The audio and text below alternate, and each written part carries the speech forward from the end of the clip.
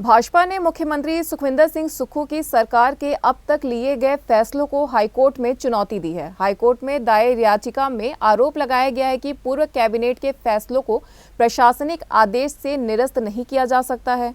भाजपा उपाध्यक्ष संजीव कटवाल ने कहा कि भाजपा सरकार ने जनता के हित में संस्थान खोले थे, उन्हें बंद करना गलत है। कांग्रेस मंत्रिमंडल का गठन तक नहीं कर पाई है, लेकिन जनता विरोधी फैसले लिए जा रहे हैं। कैबिनेट के फैसलों को कैबिनेट के निर्णय से ही निरस्त किया जा सकता है। बीजेपी कोर्ट में जनता के हक की लड़ाई लड़ेगी। उन्होंने कहा कि प्रदेश में 2 बड़े सीमेंट उद्योग बंद हो गए हैं, लेकिन सरकार इन्हें खुलवाने में अभी तक नाकाम रही।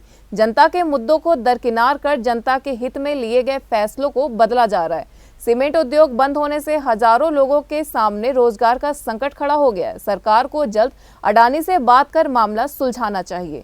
तो माननीय प्रधानमंत्री जी की कैबिनेट ने हिमाचल प्रदेश के लिए बहुत बड़ी सौगात दी। 382 मेगावाट का सुन्नी के अंदर सतलुज नदी पे हाइड्रो पावर प्रोजेक्ट की मंजूरी दी, जिस प्रोजेक्ट के ऊपर 2615 करोड़ रुपया खर्च होगा और 4000 से अधिक लोगों को रोजगार मिलेगा। तो इससे लगता है कि माननीय प्रधानमंत्री जी हिमाचल को बोलने में भी अपना घर नहीं मानते, लेकिन करके दिखाते हैं। हिमाचल के हित के लिए कोई भी योजना हो, परियोजना हो, उसको सबसे पहले हिमाचल को समर्पित करते हैं। आपने देखा कि कुछ महीने पहले वंदे भारत ट्रेन का विषय आया, तो वो भी हिमाचल प्रदेश ऊना से शुरू की। तो कहने का अभिप्राय ये है कि हिमाचल प्रदेश में सरकार परिवर्तन होने के बावजूद भी माननीय प्रधानमंत्री जी प्रदेश की हर हित की चिंता कर रहे हैं। तो भारतीय जनता पार्टी माननीय प्रधानमंत्री जी का धन्यवाद करती है, आभार व्यक्त करती है और हमें आशा है कि आगे भी प्रधानमंत्री जी प्रदेश के हित के लिए काम करेंगे। आपने देखा कि सरकार तो अलग काम में लगी है। जो जनता के कार्य हैं कि जहां फैक्ट्री का इशू हो, सीमेंट का इशू हो, उसकी चिंता करे। सरकार को तो केवल भारतीय जनता पार्टी ने जो ऑफिस खोले हुए हैं उनको डी नोटिफाई करने में लगी हुई है और अपने ही झगड़े में फंसी है कि कौन मंत्री बनेगा, कौन नहीं बनेगा, कौन चेयरमैन बनेगा, इसको बनाना, इसको नहीं बनाना, उसी में लगी है।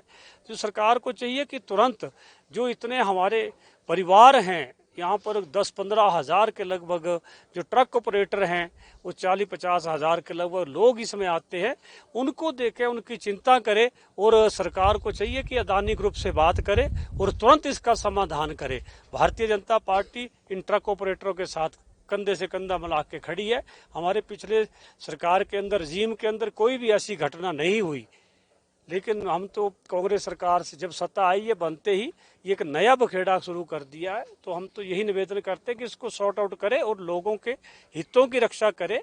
बड़ा दुर्भाग्य है कि सत्ता परिवर्तन के बाद जो यहाँ ऑफिस खोले गए उसका डी नोटिफाई कर रहे हैं। भारतीय जनता पार्टी की जब माननीय जयराम ठाकुर जी के नेतृत्व में सरकार थी, जितने भी ऑफिस हैं वो लोगों के डिमांड के ऊपर खोले गए थे। जो लोगों ने इच्छा जाहिर की थी, लोगों को लगता था, पब्लिक को लगता था कि हमें इस चीज़ की ज़रूरत है और सरकार को भी लगता है, सरकार ने ऑफिस खोले। और कई ऑफिस तो ऐसे थे जिनको लगभग 1 वर्ष हो रहा है, वहाँ चाहे वो स्टाफ बैठा हुआ है, काम लगा हुआ है, लेकिन सत्ता परिवर्तन के साथ बदले की भावना से कि भारतीय जनता पार्टी ने ऐसा क्यों किया, ऐसा क्यों किया, ये सारे ऑफिस को डी नोटिफाई कर दिए।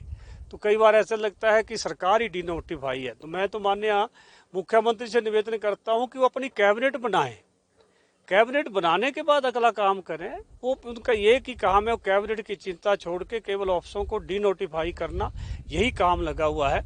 और भारतीय जनता पार्टी कोर्ट में गई है कि लोगों ने जो लोगों के हित के लिए, लोगों के जिनकी जरूरत थी, डिमांड के अनुसार जो ऑफिस खोले थे, उनको भारतीय जनता पार्टी कोर्ट के द्वारा बहाल करवाएगी और लोगों को जो उसका सदुपयोग या जिसका लाभ मिलने वाला है वो मिलेगा। तो मैं तो दोबारा यही कहूँगा कि भारतीय जनता पार्टी रुकने वाली नहीं है। इसी तरह चलता रहा तो भारतीय जनता पार्टी सड़कों में आके आंदोलन करेगी और अपने हक को लेगी। जो ऑफिस खोले उन ऑफिसों को शुरू करवाएगी। News desk N1 live.